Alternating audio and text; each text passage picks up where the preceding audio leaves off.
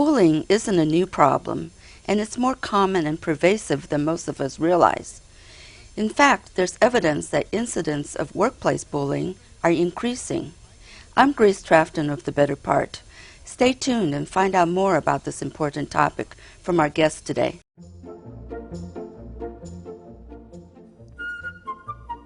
Welcome to The Better Part, a program that encompasses a diverse spectrum of topics important to our community, which we hope will both inform and entertain you. We invite you to sit back and enjoy the program.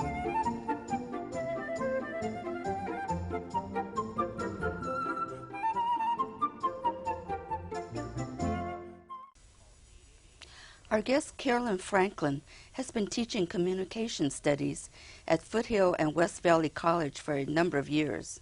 With a master's degree in psychology, she has also been conducting workshops on bullying for both children and adults for the past 10 years, and currently writing a book on this issue. I'm really pleased to have her here today. Welcome, Carolyn. Thank you, Grace. It's a pleasure to be here. Tell us exactly what is bullying. Yes, bullying is highly subjective, unfortunately, and that's why it's so hard to pin down. Some people naturally are more sensitive than others, so it means more, some people can handle it. Bullying is when it affects you emotionally and physically so that it impairs your ability to function well in society. Now, there's bullying that occurs in schools, in the workplace, and online or cyberbullying. Right. Tell us about the different types of bullying that's going on. Well, bullying is, the definition is the same across all the levels. Bullying in schools is probably the most tragic because it gets young people before they're formed, before they can build some spine, let's say, some resistance. So it hits them especially hard when they feel they're being judged unfairly. Cyber is especially insidious because you don't know who's saying things. It's wrong, absolutely wrong. And then in the workplace, bullying, there you are trying to make a living, trying to provide for a family, and you are kind of trapped with people who are very unpleasant to you. So it's extremely difficult under all levels. Absolutely. And cyberbullying is mostly anonymous, isn't it? It is anonymous. I understand they are working on that so that when information goes out over cyberspace, they can track back to who sent it out. And we don't like to think Big Brother is watching us, but people ask for it sometimes. Right, right.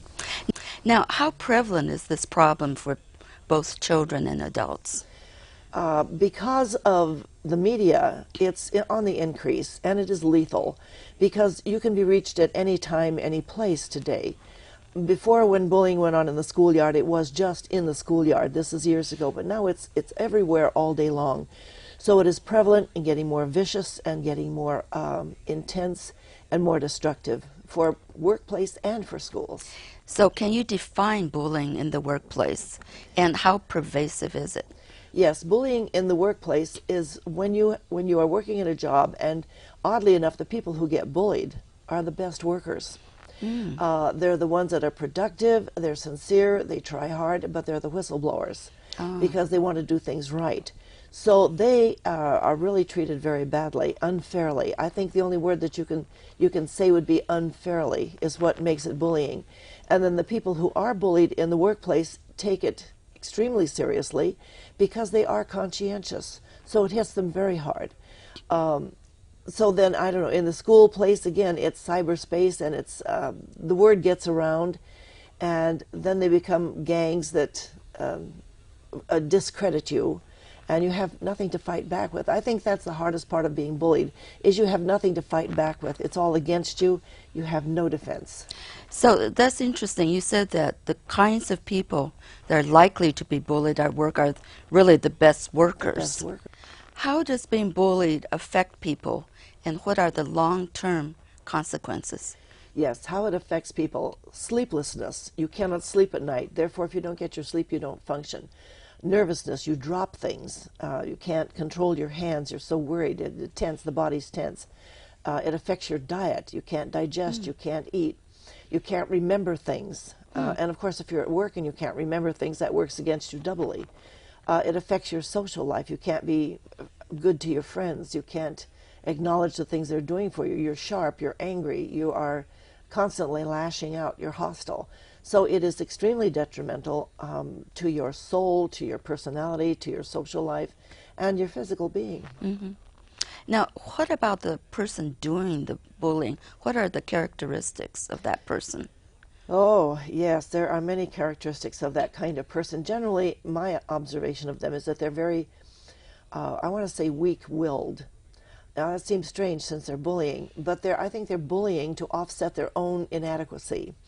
If they can detract from their own inadequacy and get the focus on somebody else, then they're safe. So I'm saying that these people are very weak-willed, more or less spineless, because they need to get approval from the people around them. The people around them, sort of like the Christians in the arena. You know, when the bully starts in, the other people enjoy it. It becomes a game. It becomes a show. And the bully needs that. He needs the attention. And somebody once said to me that bullies are happy people, and I'm saying I don't think so, because I don't think you can be happy when you're hurting people. Right, right. Yeah, I agree. So these people are generally insecure. That is my feeling. They're insecure. And how does the work culture contribute to an environment where bullying can flourish?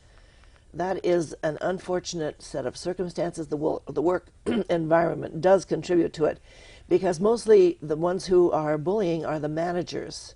So what are you going to say to the manager? They're the boss. They're the manager. If you retaliate, then they're going to say you're hostile, or you're not cooperative, or you're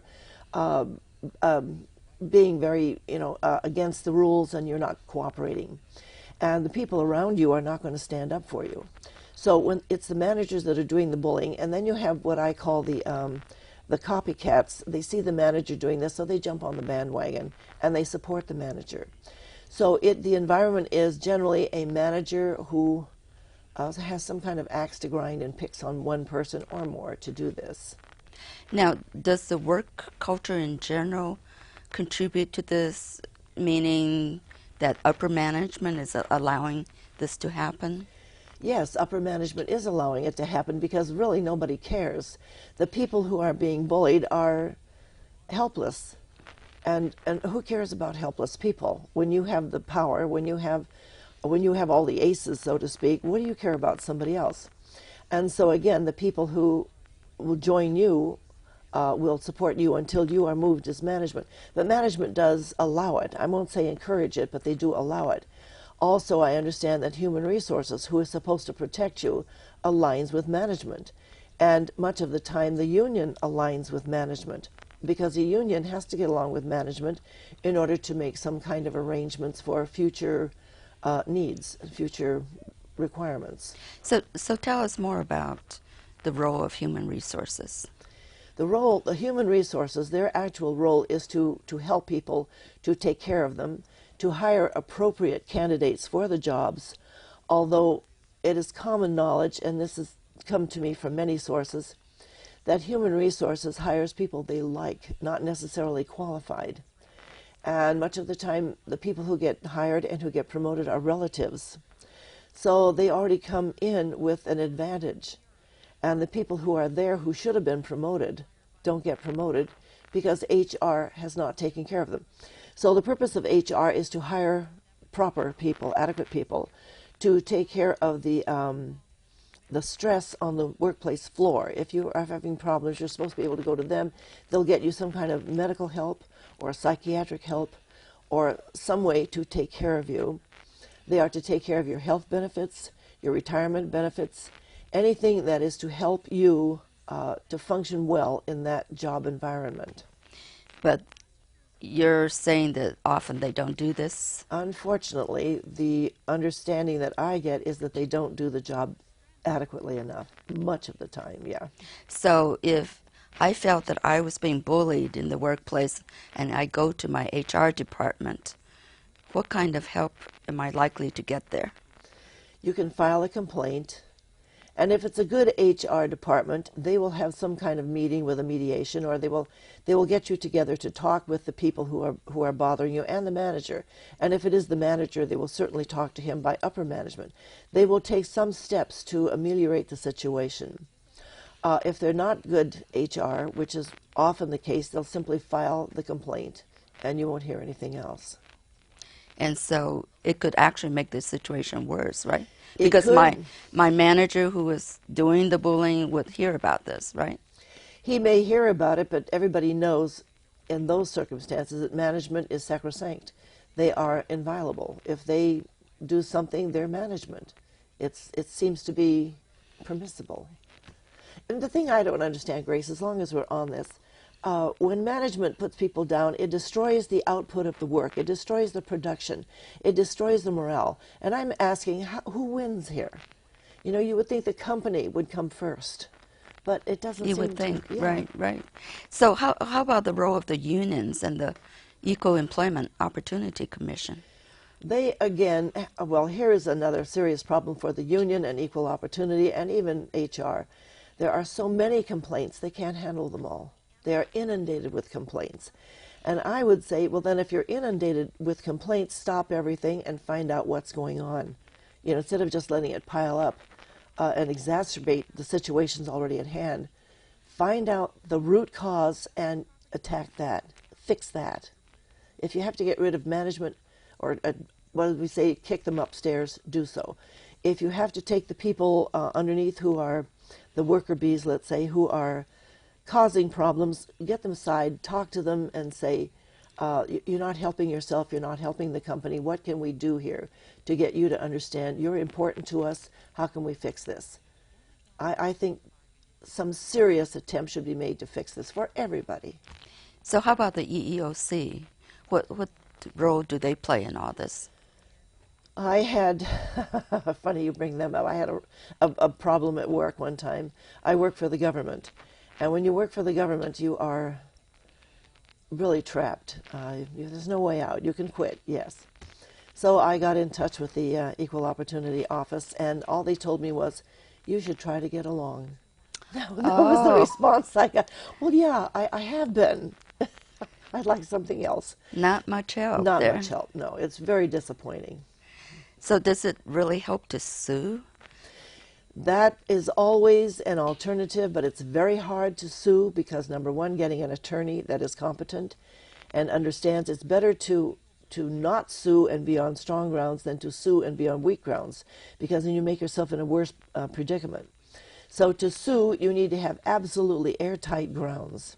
And the only airtight grounds there are to sue is if you belong to a protected class. A protected class is gays and lesbian, women, ethnicity, and disabled. Those people are always protected. They have very strong grounds. But if you are, let's say, a white male and you're being bullied, you have very little to prove this is happening. You can keep notes. You should document everything. You should keep a daily log. Keep the dates, the times, the names of what was said. Be very accurate. That's the only prayer you have if you're not in a protected class. So being a woman is one of the protected classes, right? Being a woman is a protected class, yes, and sexual harassment, of course, comes in there. So I, as a woman, if I file a complaint with the EEOC based on bullying, but not necessarily sexual harassment, but just bullying in the workplace, what action am I likely to get? All right, if you file with, not a suit, but with one of the standard agencies, they will investigate it. They will have people come out and talk to the people who are annoying you or bothering you. They will talk to you. They might even have a mediator, get everybody together in a room and try to find out. Sometimes people misunderstand bullying. Sometimes people are not bullying you. It's just their way of joking. And you need to get that cleared. So I think the first thing that we'll do is have a mediator get together and talk. And then try to resolve it at the very bottom level. And then if it doesn't, then they'll take it up and they may have some kind of disciplinary action. So it could possibly help. It could help, yes. But not necessarily. Always. It always depends on the situation, the circumstances. Now, we've heard the term going postal. Oh, yes. What exactly does that mean? Oh, yes. It's funny you mentioned that because the other day I went into my post office, my local post office, and somebody in the back, what we call on the floor, that's the worker place, was yelling and screaming, and out front they had an ambulance and a fire truck. So I went in and I said to the clerk, is somebody going postal? And she said, people are crazy. And so I assumed that was a yes. Yes, and what happens is that the post office in particular, I'm just going to tell you very honestly, because this is very dear to my heart. Management in general is incompetent. And I've worked with the post office. I've been there a great deal. I know the inner workings. The post office has 3 times the management they need. They don't do the work. They don't know the people. They don't know their job. And much of the time they stay locked in their office. So you have the supervisors, the floor supervisors, who come out and who are in power. They're in charge. And if they don't like you, you are at their mercy. They have a union, yes, but again, the union is one of the workers, and the union is usually very tight with the management. So, excuse me, they just snap. The postal workers snap because they have no place to go. I knew one postal worker who actually brought a gun to work. They don't tell you these things, but he did. He brought a gun to work.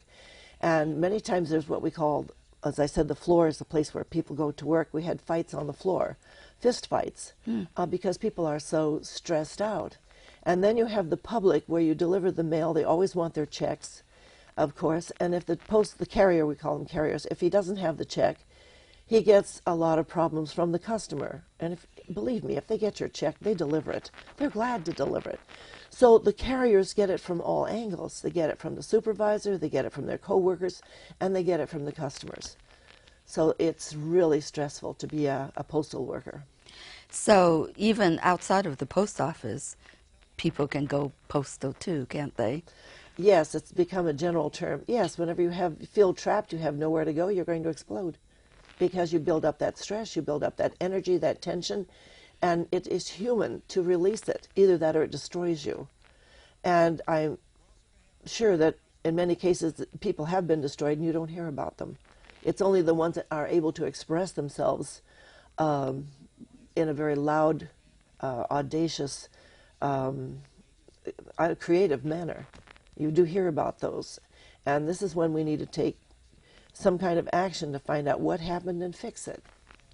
So this all kind of relates to bullying because the worker feels powerless. They are powerless. That is the word. Have no place to turn. They have no place to go. They feel that nobody cares about them. And it would seem that way. And I'm sure that's not entirely accurate. I'm sure there are, but it's getting to the right person at the right time. And they're not always available. And what are some of the ways that people can protect themselves against bullies at work, besides going to HR or the union or EEOC? That is such a good question. First of all, I think it would take a person with a very strong sense of self, good willpower. And that doesn't mean it in an aggressive way. It just simply means they're strong within themselves and that nothing is going to bother them. They understand that other people have problems and not to absorb the problem. Don't take it on themselves. And I knew one man who was a professional who now is a carrier, and they were after him because he didn't tie his shoelaces. Well, then he would say, I'll tie my shoelaces. You know, it's a very small thing to do. So I think the people who can avoid it are people who understand that it's something they don't need to absorb. It doesn't need to control their lives. That they do have power once you leave work. That is just a job. If they can understand that, they're much better off. So sort of let it roll off. If they possibly can, and there are people, I know people who do.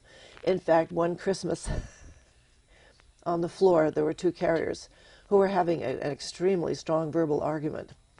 And another carrier stepped in and started singing, "We three kings of Orient are," you know, reminding them that it was Christmas season, the season of peace, and everybody started laughing. It was just what we needed to break the tension. Yeah.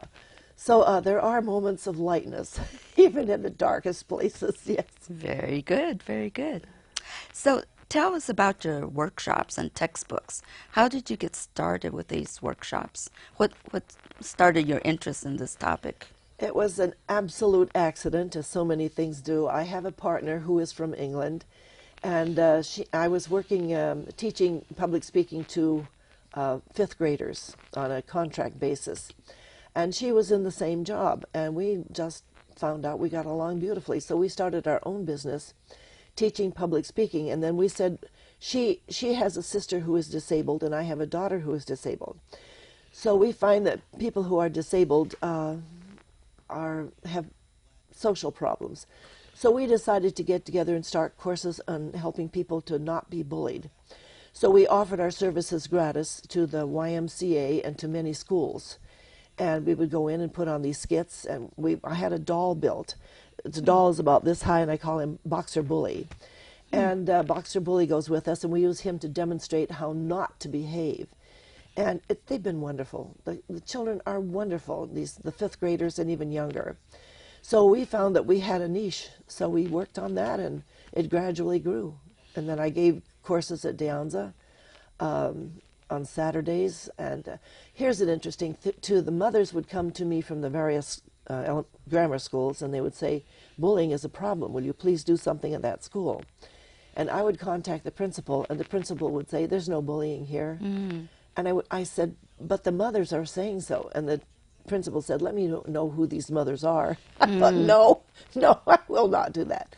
So we've actually been asked to. There's been a great interest in the courses that we give, yes. So what do you do when the principal is in a state of denial? And There's nothing you can do. You can't go to the school, but you can put out flyers and things, and then you can have the students come to another venue, which is what we did, which was through De Anza. so what are the grade levels or age groups that you work with primarily in the schools? We've worked with third grade and fifth grade mostly. It seems the fifth graders are beginning to find their strengths and weaknesses. Actually, it should start at least by the third grade, I think, but fifth grade they're easier to talk to. So we have them put on their own demonstrations, and we explain the things that do work and why they don't work. Well, tell us some of the things that do work. Yes, all right. And don't work. And don't work, all right.